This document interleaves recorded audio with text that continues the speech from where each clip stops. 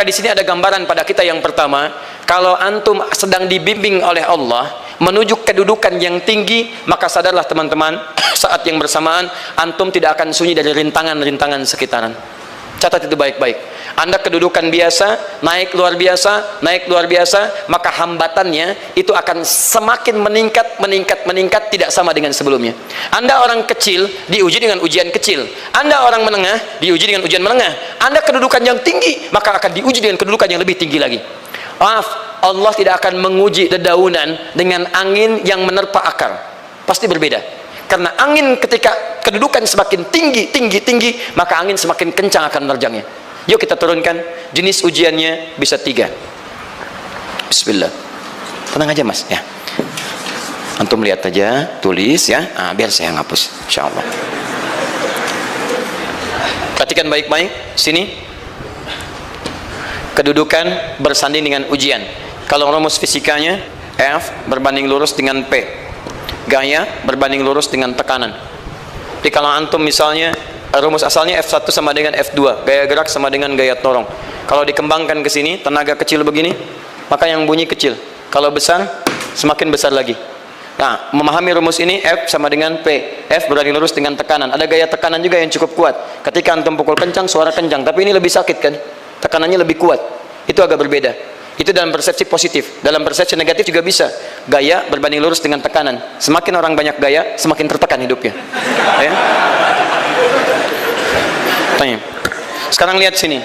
Rumus ini kalau kita turunkan lewat ayat, am hasibtum an tadkhulul jannata. Apakah Anda akan duga begitu mudah masuk surga?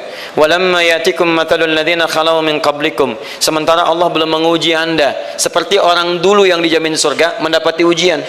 Apa jenis ujiannya? Ini manhaj hidup kita dan kita berhenti di sini. Maaf, saya mungkin hanya 5 ayat dulu untuk hari ini ya. Massat-humul ba'sa. Ujian pertama disebut dengan ba'sun. Jamaknya ba'sa. Ba'sa. Ini masih ringan. Misal, jarang ke masjid, sekarang mulai ke masjid. Begitu antum ke masjid, Allah kasih ujian sesuai dengan kadar niat antum. Kasih hujan gerimis. Ke masjid gak? Itu ba'sun. Begitu antum ke masjid, orang Arab katakan, nazil matar, turun hujan. La ba's, la ba'sa, la ba'sa. Gak ada masalah. La ba'sa, tidak ada masalah. Serap ke dalam bahasa Indonesia lewat labas. Labas lewat. Ringan. Berarti kalau antum diuji dengan yang ringan, maka antum kadarnya masih ringan, akan dinaikkan kepada yang menengah. Akan yang menengah. Hati-hati betul. Kalau antum belum lulus yang di sini, maka antum akan terus sampai di sini, sampai lulus di sini. Sampai lulus. Antum mau berangkat ke masjid gerimis bisa. Tiba-tiba nggak jadi di rumah. Istri antum mengatakan, "Pak, kok nggak ke masjid? Hujan mah kan cuman gerimis." Takut teriak, Masya Allah. Padahal antum misalnya belum kuat untuk berangkat. Maka antum akan terus diuji di sini. Lihat rumusnya, Quran surah kedua ayat 286. La yukallifullahu nafsan illa, Allah tidak akan pernah menguji seorang hamba di luar kadar kemampuannya. Jadi kalau antum masih ujian yang ringan, antum diberikan yang ringan. Antum naik menengah, diberikan yang menengah. Antum naik lagi level tinggi, diberikan ujian yang berat. Menengahnya disebut dengan darrun. Wad-darra, dari ba'sun jadi darrun. Jamaknya darra. Sudah menyakiti fisik. Kena fisik. Sudah melukai. Hujannya makin deras. Ya. Kalau dalam kehidupan yang ini mungkin celaan biasa. Duh, sudah berubah ya, Masya Allah. Sekarang jilbabnya sudah panjang, Masya Allah. Duh, semakin panjang ya, nyanyiin Batman ya, Masya Allah. Udah banyak. Begitu sudah mulai pakai cadar, ninja, oh Masya Allah. Dorna, sudah nggak enak ke fisik. Dorun. Lihat rumusnya ya, lihat rumusnya baik-baik. Ini lebih menenangkan pada jiwa.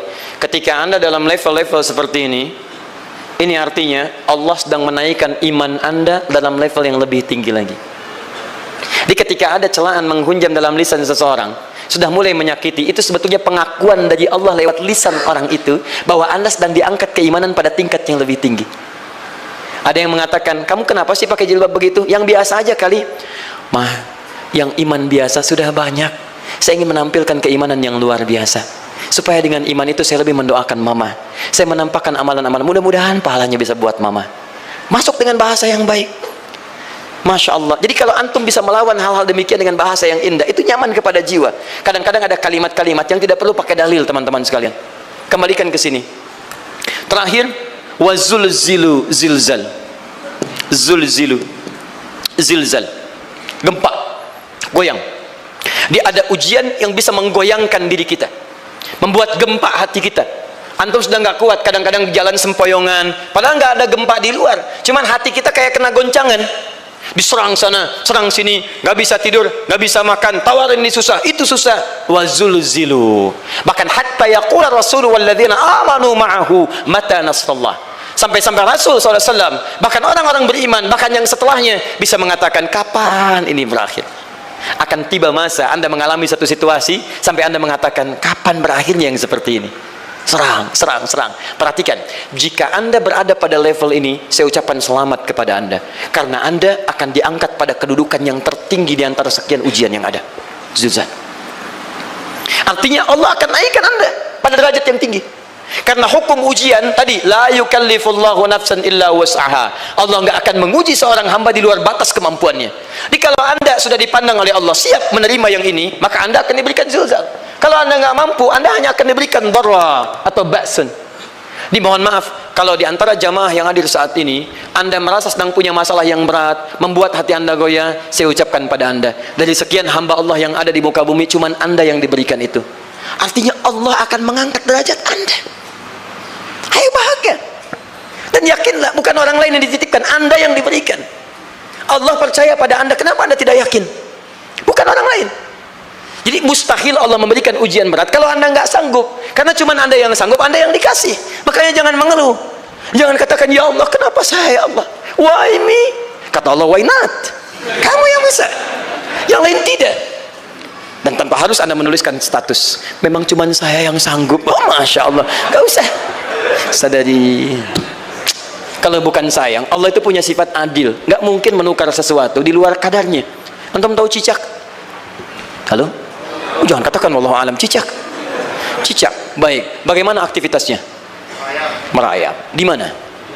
Dinding. Apa makanannya? Nyamuk bagaimana aktivitasnya? Terbang. Pertanyaan saya, di mana keadilan Allah menjadikan makhluk yang merayap makanannya terbang? Kalau nyamuk masuk kategori pertama tadi, pintar dan tahu dirinya pintar, jadi mainan cicak. Ayo tangkap. Cicaknya cuma merayap, dianya terbang. Beruntungnya nggak ada nyamuk yang jenius. Tapi yang paling hebat, perhatikan bagaimana lisan orang tua kita menanamkan kalimat-kalimat untuk menanamkan tauhidullah subhanahu wa ta'ala. Cicak diam merayap. Perhatikan, yang Allah tuntut pada cicak, merayap kamu. Walaupun cuma diam-diam. Lihat baik-baik, diam-diam merayap. Datang seekor, Masya Allah, ketika dia merayap, nyamuk datang. Lihat, bukan cicak mendatangi nyamuk, tapi nyamuk mendatangi cicak. Kalau cicak tidak merayap, mustahil nyamuknya datang. Allah hanya tunjukkan, kamu merayap ya, nyamuk datang. Sekalipun dia merayap cuma diam-diam, nyamuknya datang. Jadi hukum Allah itu kalau dipatuhi, nikmat kehidupan. Cicak gak merayap, nyamuk gak datang. Cicak merayap, nyamuk datang. Datang seekor nyamuk. Setelah itu, silahkan. Jadi kalau kita teman-teman ikuti hukum Allah, mau berat, alhamdulillah. Mau ringan, alhamdulillah. Ya mau sedang, alhamdulillah. Begitu diangkat, artinya ada pengakuan dari Allah, iman kita akan diangkat. Cuman bahasa Nabi Ya'qub alaihissalam kepada Yusuf alaihissalam, mesti ada persiapan dalam mengatasi itu semua. Tidak cukup hanya mendiamkan saja. Maka kata Nabi Ya'qub, jangan kisahkan dulu, bikin dulu pemetaan-pemetaan untuk mudah mengatasi itu semua. Ini poinnya. Anda harus punya rencana.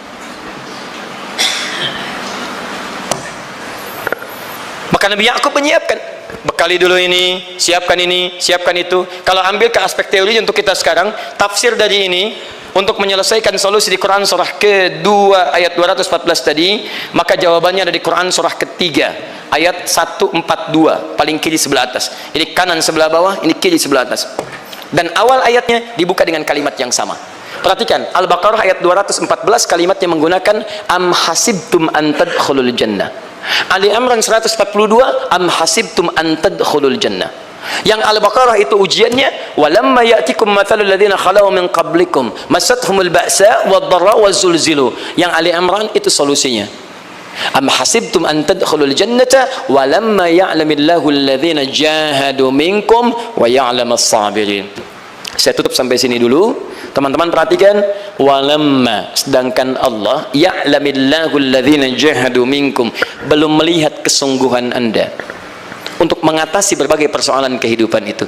Kalimat jahadu akar katanya dari kata al-juhdu, serius, sungguh-sungguh. Jadi kalau persoalan Anda ingin segera selesai, Anda mesti serius.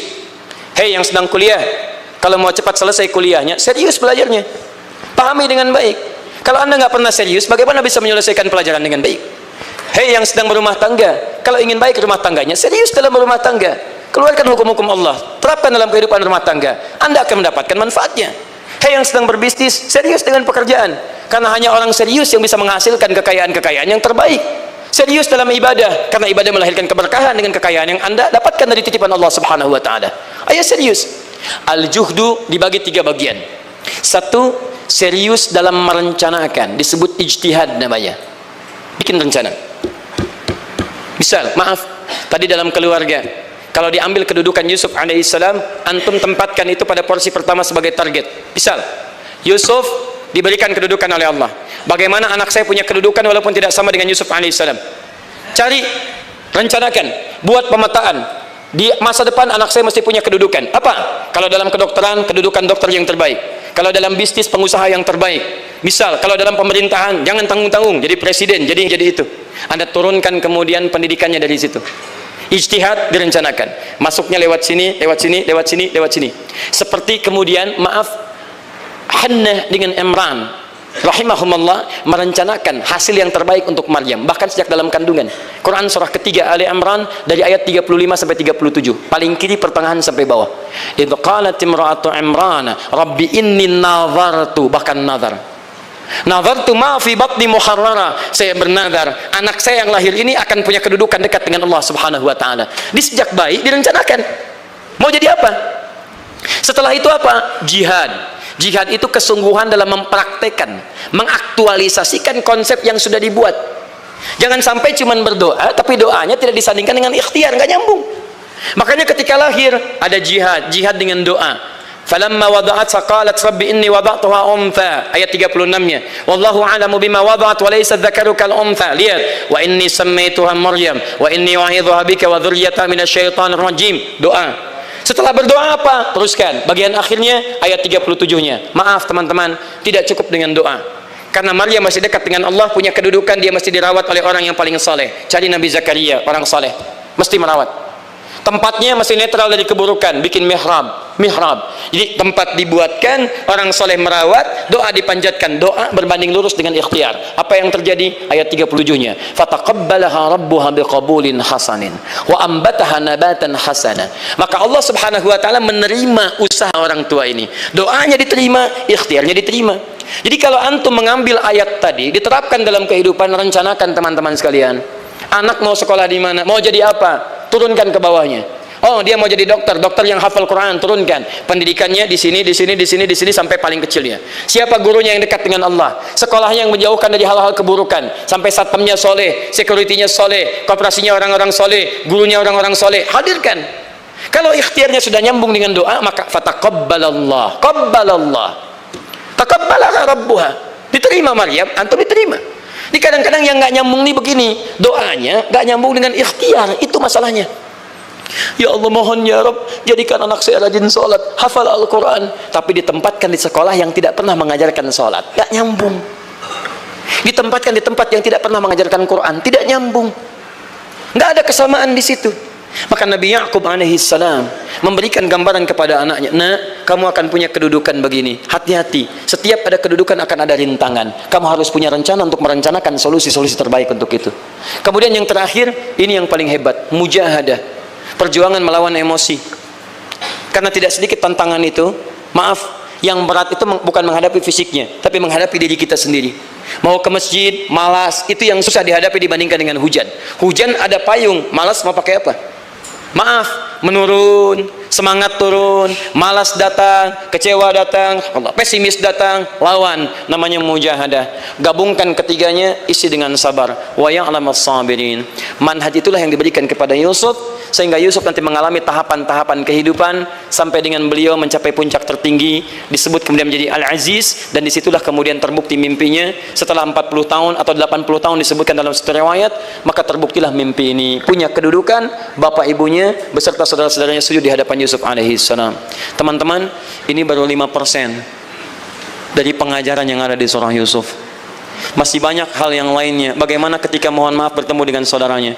Saya kasih bocoran sedikit. 10 orang rapat di satu tempat untuk mencelakai Yusuf. Setelah mereka menyimpulkan bapaknya itu lebih perhatian kepada Yusuf. La Yusufu ahabbu ilaina. Yusuf itu lebih dicintai dibandingkan kita pada diri bapak kita. Bapak kita salah nih. Bapak kita salah. Masya Allah. Bapak kita sesat nih. Ya, inna abana lafi dhalalim mubin. Bapak kita sesat banget nih. Salah bapak nih. Ya harusnya kita yang dicintai, kita lebih kuat. Wa nahnu usbah, kita lebih hebat dibanding dia. Rapat teman-teman. Yang hebat begini, 10 orang rapat diajukan usulan untuk membunuh Yusuf. Saya mau tanya pada antum, kalau 10 orang rapat, 9 mengusulkan A, 1 mengusulkan B, kira-kira yang diterima secara quorum 9 atau 1? 9. Ini bisa tertukar. Pembunuhan diusulkan, 9 orang condong, 1 orang mengusulkan la taqtulu Yusuf, jangan bunuh Yusuf, alqihi fi ghayabatil jubbi yaltaqithu ba'd as-sayyarah, cukup lemparkan dia ke tempat gelap, kemudian di tempat itu akan lewat para kafilah, dia diambil dan menjauh dari kita. Yang penting kan Yusufnya nggak ada, supaya dosa kita nggak berat-berat amat. Yusufnya ambil, itu kan tujuan kita.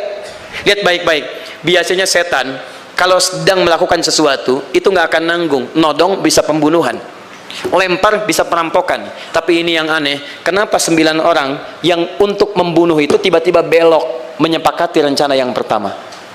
Yang 1 orang, 9 orang, 10 orang rapat, 9 punya A, tiba-tiba yang 9 berpindah kepada yang B yang cuma 1 orang. Kenapa bisa terjadi? Ada rahasia di situ. Kapan rahasianya? Kapan-kapan kita bahas